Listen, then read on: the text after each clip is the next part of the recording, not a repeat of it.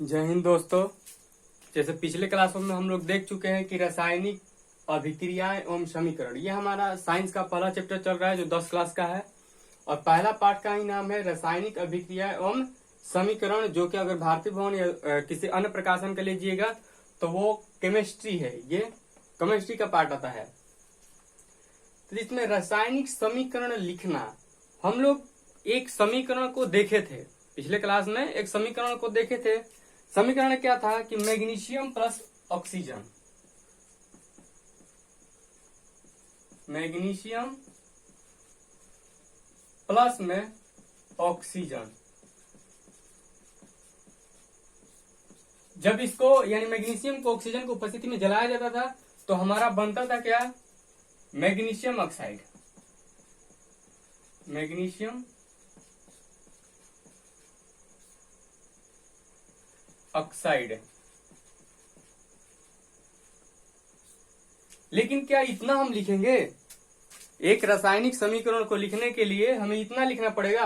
और आप लोग को पता है कि ये क्या है, अभिकारक।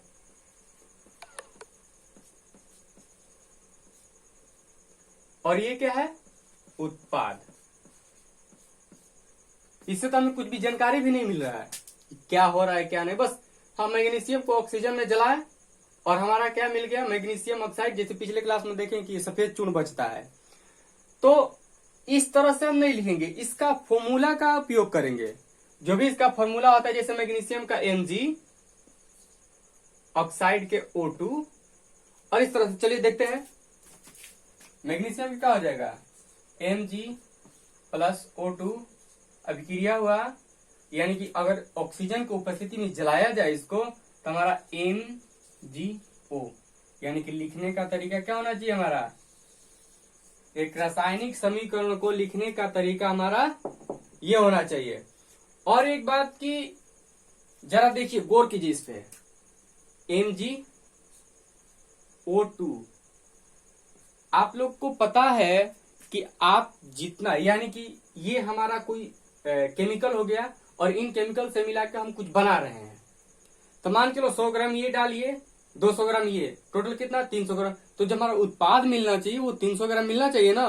अगर ये 300 ग्राम नहीं मिलता है तो कहीं ना कहीं हमारा क्या है, गड़बड़ है। तो यहां देखो Mg, चलो मान के चलो इसको संख्या मानते हैं तो 1, यहां पे भी Mg 1 है, ठीक है। यहाँ O2 2, लेकिन यहाँ क्या O यहाँ पे कितना है, 2 है। तो क्या O भी यहाँ 2 दिखाई दे रहा है आपको, नहीं दिखाई दे रहा है। तो कहीं ना कहीं ये असंतुलन में है। किसमें है, असंतुलन में, ये संतुलित नहीं है। तो जब संतुलित नहीं है तो इसको क्या बोलेंगे, तो ऐसी रासायनिक अभिक्रिया को, यानी कि जब इस स्थिति में रहे, यानी कि उसकी संतुलन न रहे, तो उसको बोलते हैं कंकाली, कंकाली रासायनिक अभिक्रिया।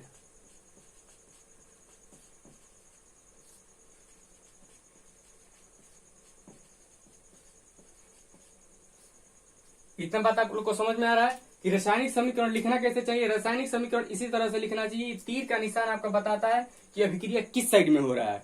ये ऐसा आप नहीं कर सकते कि एनजीओ अभिक्रिया होकर ये Mg प्लस O2 में टूट गया है, ऐसा नहीं है। जिस तरफ अगर तीर हो तो ये दिखाता है कि आपको एनजीओ के रूप में ये अभिक्रिया हो के बना है, यानी कि जिस तरह ये तीर हो उसी तरह समझिए कि क्या है, उत्पाद है। और कभी कभी आप रासायनिक अभिक्रिया में इस तरह के भी तीर देखे होंगे। तो ये आपका तीर ये दर्शाता है कि इससे बन सकता है ये और इससे बन सकता है ये, लेकिन यहाँ पे ऐसा कुछ नहीं है। और ऐसी ये संतुलन भी नहीं है, यानी कि जितना आप अभिकारक दिए हैं उतना आपका उत्पाद भी नहीं बना है। तो इस वजह से इसको क्या कहेंगे, कंकालिक रासायनिक अभिक्रिया कहेंगे, कंकाली।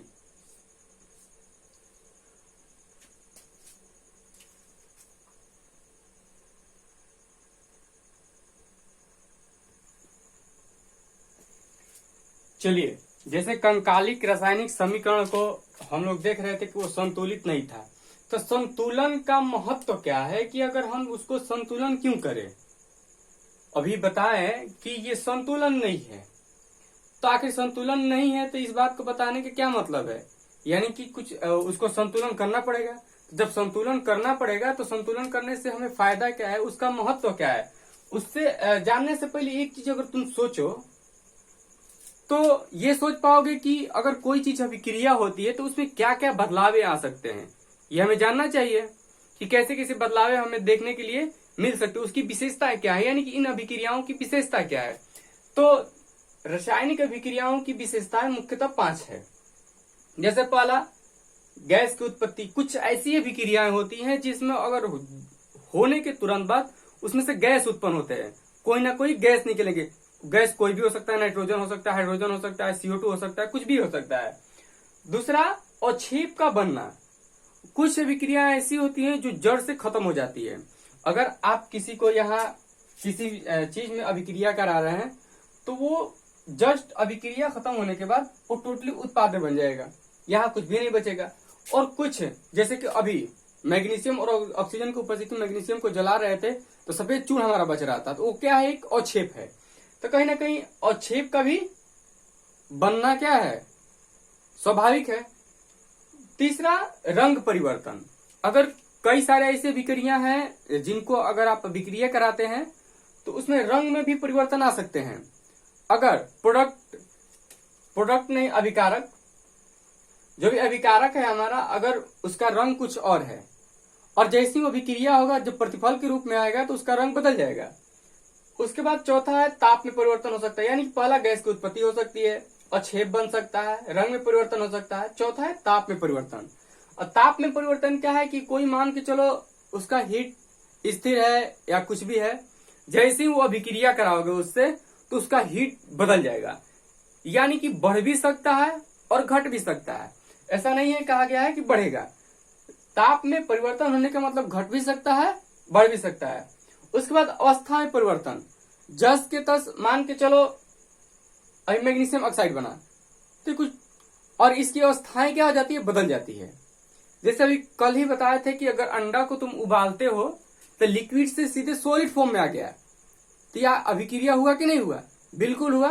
तो अभिक्रिया होने के बाद ये सीधे लिक्विड फॉर्म से ठोस हो जाता है। अंडा अगर जब कच्चा होता है तो आप अगर कहीं फोड़ दीजिएगा तो सभी दिशाओं में क्या हो जाता है, फैल जाता है।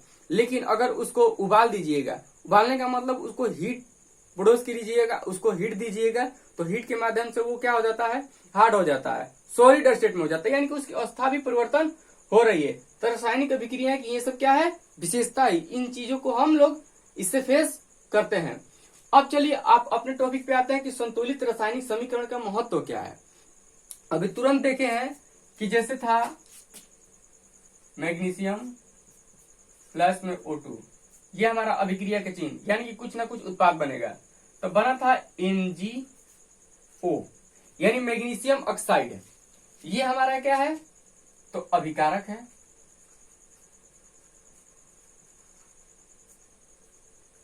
और ये इसको छोड़ो, ये हमारा क्या है, उत्पाद है। उत्पाद कह सकते हैं या प्रतिफल। तो अब इसको संतुलन करने के आप लोग 9वीं कक्षा में पढ़े होंगे द्रव्यमान संरक्षण नियम। द्रव्यमान संरक्षण नियम ये कहता है कि न द्रव्यमान उत्पन्न होता है और न द्रव्यमान नष्ट होता है, यानी कि हम जितना दे रहे हैं उतना हमें प्राप्त भी होगा। अभी मान के चलो कि यहाँ पे अभी तुरंत समझाए हैं कि 100 ग्राम दे रहे हो तो प्राप्त कितना होगा, 100 ग्राम ही, यानी कि ये बदल नहीं सकता, ये नष्ट नहीं हो सकता। ऐसा नहीं है कि 100 ग्राम दिए तो आपको 80 ग्राम प्राप्त हुआ, 100 ग्राम दिए तो बढ़ भी नहीं सकता, 120 ग्राम भी नहीं प्राप्त होगा, यानी कि बराबर प्राप्त होना चाहिए। तो इसीलिए आप दूसरी भाषा में कह सकते हैं, वो तो द्रव्यमान संरक्षण के नियम कहता है कि ना तो द्रव्यमान उत्पन्न होता है ना ही द्रव्यमान नष्ट होता है। दूसरे शब्दों में कह सकते हैं कि इन परमाणुओं की संख्या बाईं तरफ, यानी अभिकारक की परमाणुओं की संख्या बराबर होता है प्रतिफल की परमाणुओं की संख्या। अभिकारक की परमाणुओं की संख्या और उत्पाद की परमाणुओं की संख्या अगर तुम गिनोगे तो यहां देखिए, थोड़ा सा साफ कर लेते हैं। मान के चलो कि तुम यहाँ पे मान लो Mg हमारा कितना है,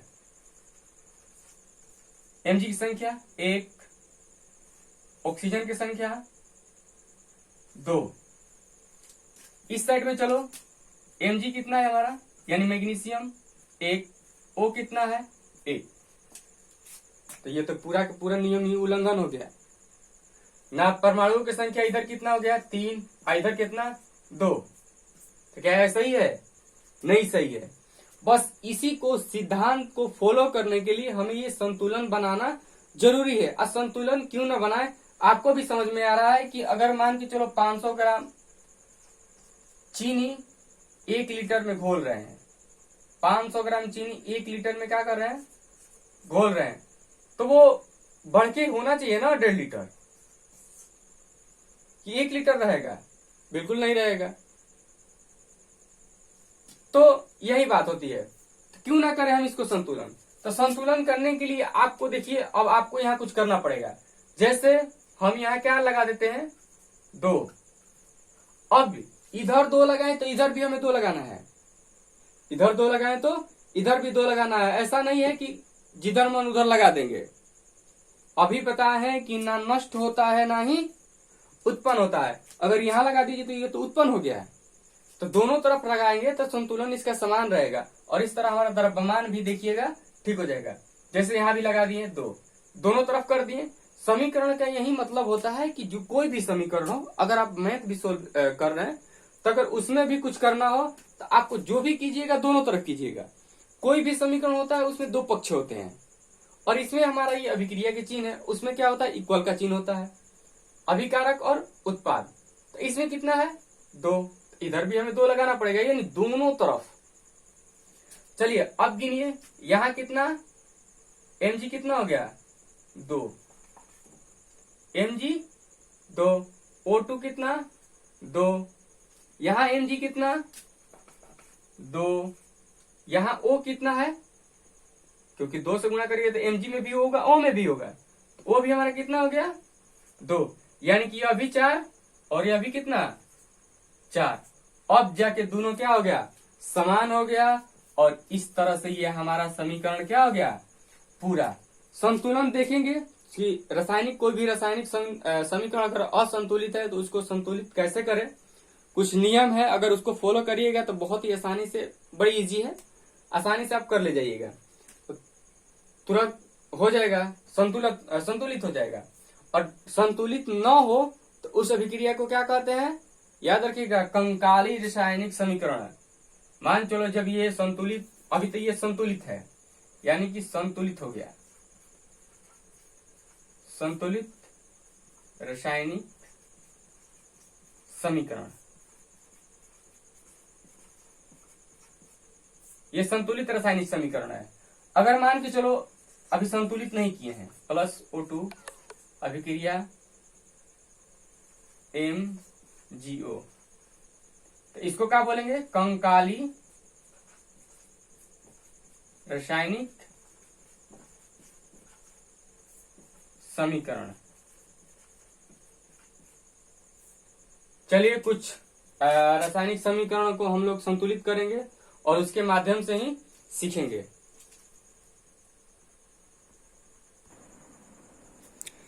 चलिए इसको संतुलन करके देखते हैं।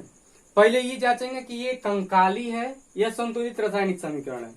देखिए जरा, Fe यानी कि फेरम, लोहा का क्या ये संकेत है, तो जो Fe हमारा यहाँ पे 1 है और यहाँ पे कितना है 3, तो गड़बड़ा गया। O यहाँ पे 1 है और यहाँ पे कितना है 4, हाइड्रोजन 2, हाइड्रोजन ठीक है, हाइड्रोजन क्या है ठीक है, लेकिन O और Fe इसी में क्या है, कमी है। तो अब इसको हम ठीक करने का प्रयास करेंगे। देखो सबसे पहले अगर आप किसी भी रासायनिक समीकरण का अगर संतुलित कर रहे हैं, उसको संतुलित अवस्था में कर रहे हैं, तो सबसे बेस्ट आइडिया होता है कि पहले अगर उसमें ऑक्सीजन दिया है तो आप उसको पहले मेंटेन कर लीजिए, उसके बाद हाइड्रोजन को मेंटेन कर लो, उसके बाद जो भी तत्व दिए हैं उनको आप बराबर कर लीजिए, अपने आप क्या हो जाएगा, संतुलित हो जाएगा। जैसे देखिए अभी सबसे पहले हम देखेंगे हाइड्रोजन हमारा ठीक है, तो क्या करेंगे, ऑक्सीजन को बराबर करेंगे, तो इसके आगे लगा देंगे 4, तो यहां हमारा कितना इस तरह से अभिक्रिया हो गया।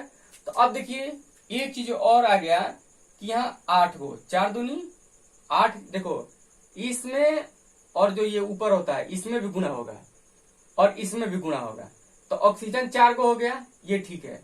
लेकिन इसमें भी गुना होगा तो हाइड्रोजन कितना हो गया, 4 दूनी की 8, ये लेकिन यहाँ पे कितना है 2। तो अब क्या करेंगे, Fe प्लस 4H2O।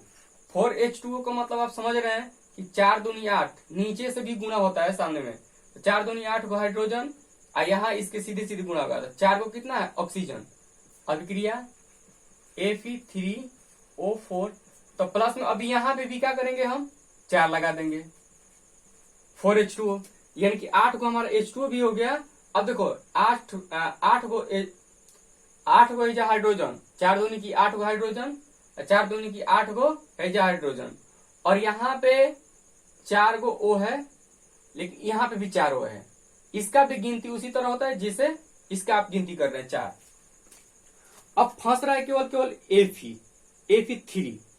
तो अगर हम यहाँ 3 लगाते हैं तो ये तो हमारा संतुलन हो गया।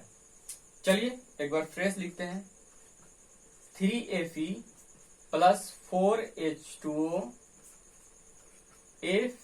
Fe3O4 plus 4H2।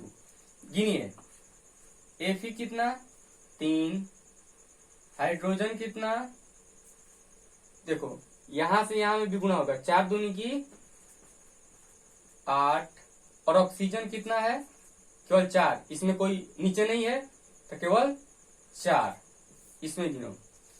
Fe कितना 3, ऑक्सीजन 4, और हाइड्रोजन कितना है 8, गिनो 8 4 12 3 15, 8 4 12 3 15,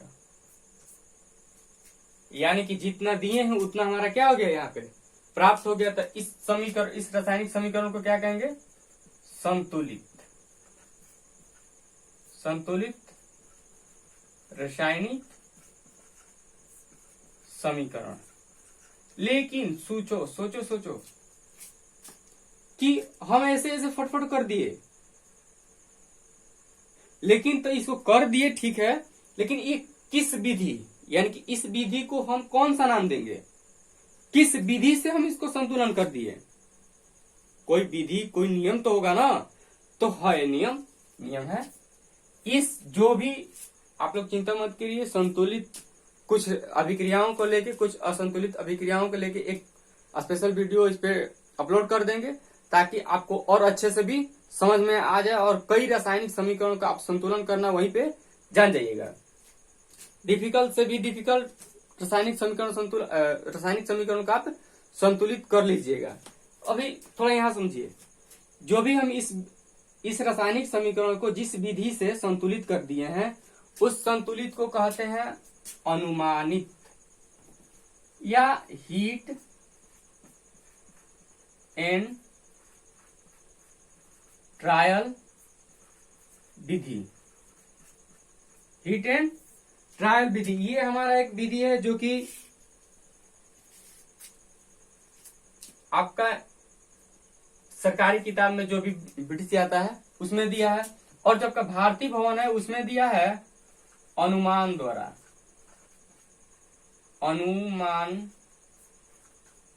द्वारा संतुलित विधि। अगर आप एग्जाम देने जा रहे हैं, तो 1 फरवरी में एग्जाम होगा आप लोग का, तो अगर उसमें एग्जाम देने जाइएगा तो हीट एंड ट्रायल विधि अगर ए ऑप्शन में दे दिया, आप बी में दे दिया अनुमान द्वारा संतुलित विधि, तो घबराइएगा नहीं, तीसरा ऑप्शन होगा उसका ए और बी। यानी कि अगर सीधे सीधे बोलेगा कि हम कुछ पूर्णांक से गुणा करके अगर किसी रासायनिक समीकरण को संतुलित कर रहे हैं, तो उस विधि को क्या कहते हैं, तो हीट एंड ट्रायल विधि भी कहते हैं और अनुमान द्वारा संतुलित विधि भी कहते हैं। यानी इसी विधि को इन दो नाम है, तो आप लोग इसको याद रखिएगा, हीट एंड ट्रायल विधि और दूसरा नाम क्या है, अनुमान द्वारा संतुलित विधि। आपको ये लोग को समझ में आया है? एक बार और थोड़ा सा समझ लो कि Fe, यहां पे ध्यान रखना कि जो नीचे है उसमें भी 4 से गुणा होगा और जो सामने है उसमें भी 4 से गुणा होगा, लेकिन इसमें कुछ नीचे नहीं है इसलिए ये नीचे से गुणा नहीं होगा। Fe3 ये Fe में गिनाएगा और जो O4 है ये O को गिनेगा। यहाँ H2 केवल हाइड्रोजन को गिनेगा। तो यहाँ Fe1 Fe3 यही पता चल गया कि ये संतुलित नहीं है। एक भी तत्व अगर इधर उधर हो गया तो समझ लेना क्या है कि ये कंकालिक रासायनिक समीकरण है। तो इसको संतुलित करने के लिए सबसे पहले हम ऑक्सीजन और हाइड्रोजन को ही संतुलित करेंगे और धीरे धीरे वो अपने आप हो जाएगा। तो हम क्या किए कि यहाँ पे देखिए ऑक्सीजन 4 है, पहले देख लिए थे कि हाइड्रोजन हमारा क्या है, ठीक था। तो यहाँ पे हम 4 लगा दिए। 4 लगाने के बाद ये हमारा ऑक्सीजन तो हो गया, लेकिन हाइड्रोजन गबड़ा गया। तो अब हाइड्रोजन के आगे यहाँ पे 4 लगा देंगे, तो ये भी 8, यहाँ पे भी 8 और ऑक्सीजन 4 और ऑक्सीजन 4।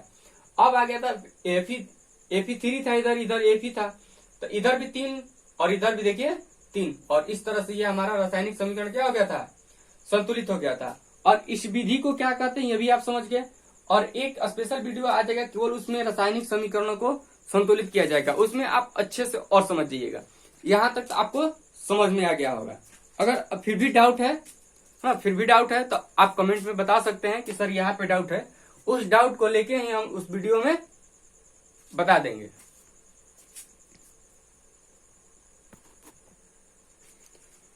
और आज के वीडियो यहीं तक खत्म करते हैं, और अगले क्लास में हम देखेंगे कि जो हमारा इस रासायनिक समीकरण को लिख रहे हैं इससे हमें लाभ क्या है और इससे हमें किस तरह की सूचनाएं मिल रही है।